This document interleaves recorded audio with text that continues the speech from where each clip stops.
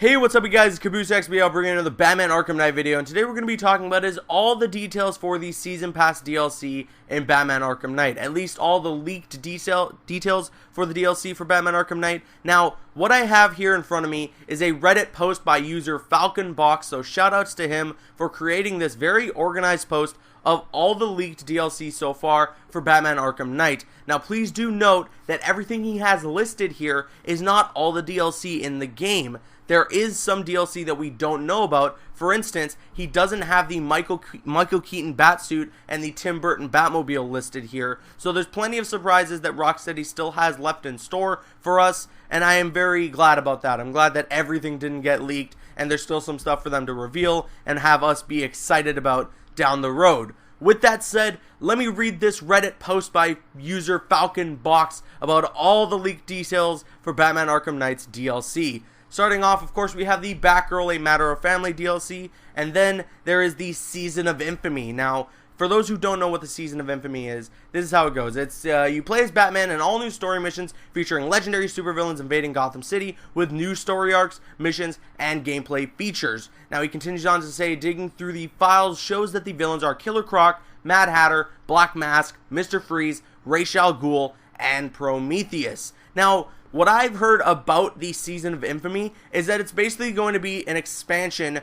to your most wanted side mission wheel. So I believe when you go into Batman Arkham Knight's story and you press right on the D-pad, I believe it is, it obviously brings up this mission wheel where you can choose or pursue what missions you want to go after, whether that be Man-Bat's side mission or Azrael's side mission, and so on and so forth. So when you get this DLC, you just go into Batman Arkham Knight's story, and I believe this is all just going to be added in there seamlessly, so then you can continue on and pursue these extra side missions. Now, how it will work when you've beaten the game and stuff like that, I'm not entirely sure. However, we're just going to have to wait and see. One thing that I'm hoping for the Season of Infamy DLC is some good boss battles. We all know, the general community agrees, that Batman Arkham Knight didn't have that many great boss battles, or lack thereof at all. You know, there wasn't really that many boss battles at all. So when you include characters like Mr. Freeze and Killer Croc in this Season of Infamy pack, I can definitely see Rocksteady wanting to handle them with a little more care, as Mr. Freeze and Killer Croc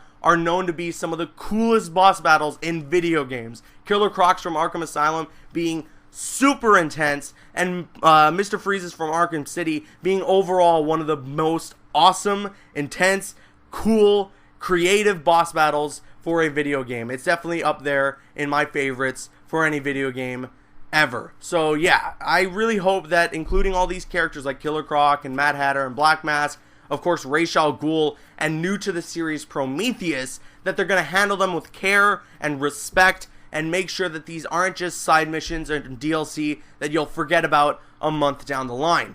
But moving on, we have the Gotham City stories play as Batman's key allies and narrative missions extending their storylines from both before and after the events of Batman Arkham Knight. He has no additional details about it. It's just what we are given about that DLC, but it's pretty much straightforward. They're probably going to be additional story packs of like little mini stories that take place after and before the events of Batman Arkham Knight. Moving on, we have the legendary Batmobiles with themed racetracks. Now, we all know about this. We've seen a glimpse of it with the Michael Keaton suit and the Tim Burton Batmobile. But this is what I was talking about, where he didn't have that listed, so it's not found in the PC files at the moment. And that's really good to know, because that means that there's probably a lot of really cool Batmobiles that we don't know about. I'm fairly certain we're going to see the animated series Batmobile, and I'm fairly certain we're going to see the Tumbler from The Dark Knight, but I can't confirm that, of course. But yeah, I'd say that there's a good chance that we're going to see those Batmobiles, especially seeing that we have the Burton Batmobile. So yeah, I'd say expect to see the animated series Batmobile, the Tumbler from the Dark Knight films, and besides that, maybe the Adam West Batmobile, considering we already have that costume in Batman Arkham Knight. But moving on, we have the Crime Fighter Challenge Maps. Engage in a series of new challenge maps utilizing the unique playstyles of Batman and his allies. Now he goes, files show playable Batman, Nightwing, Robin, Catwoman, Batgirl, Harley Quinn, Red Hood, Azrael, and Joker. Joker specifically is referenced in $1 Million Mayhem, where you cause as much mayhem as possible within 5 minutes and send the bill to Wayne Enterprises. Now, I might spoil Batman Arkham Knight for those who haven't beaten the story yet, so if you haven't beaten Batman Arkham Knight's story, I suggest you click off this video for a little bit, as I'm going to be spoiling some parts of the ending to Batman Arkham Knight.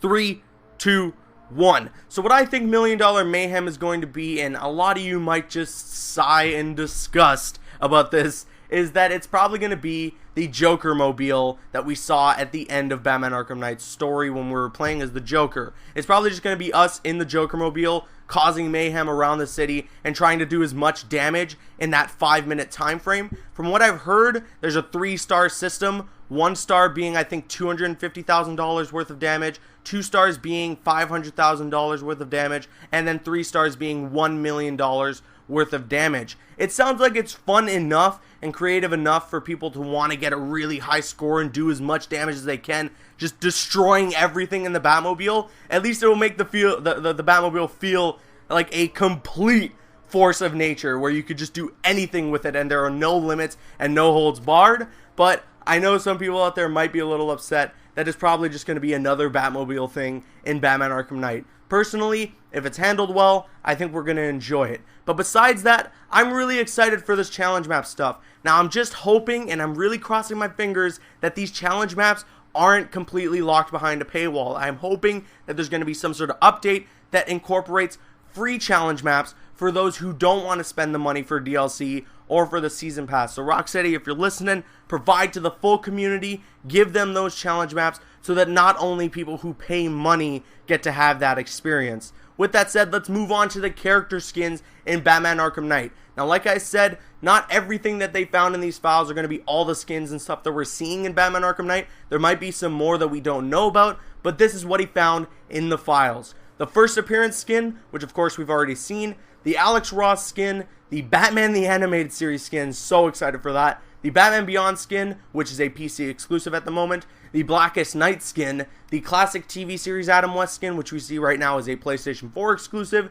the Earth 2 as worn by Thomas Wayne, that is I believe like a Mountain Dew promotional code thing, the Flashpoint Paradox skin, which is a Season Pass exclusive costume, the Gotham Knight anime skin, which you can get by signing into WB Play, the Justice League 3000 skin, which is also a PlayStation 4 exclusive, the Batman Incorporated skin, which you can get by buying the Batman Arkham Knight hardcover, the comic book. I believe there's codes for the PlayStation 4 and Xbox One in the back of that book. But we have the Jim Lee skin, the New 52, which you can get for free as well as part of a free skin pack as compensation for the Batmobile edition of Batman Arkham Knight being canceled.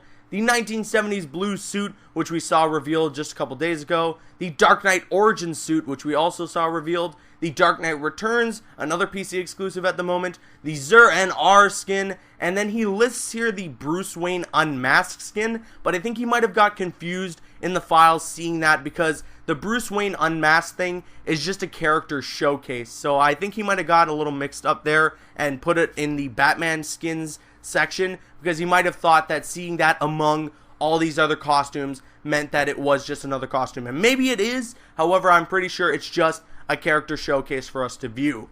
Moving on to the Robin skins, we have the classic Tim Drake, the classic TV series as worn by Burt Ward in the Adam West series.